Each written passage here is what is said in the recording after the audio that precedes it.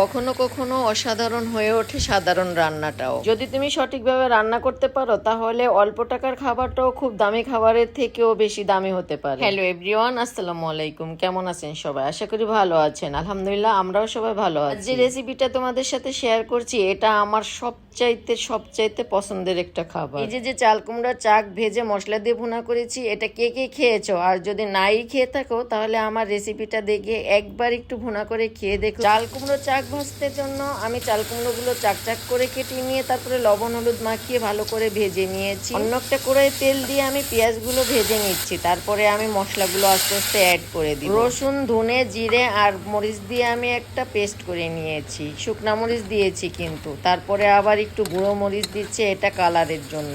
আর লবণ হলুদ অ্যাড করে দিয়েছি। তারপরে মশলাটা ভালো করে কষিয়ে নিব।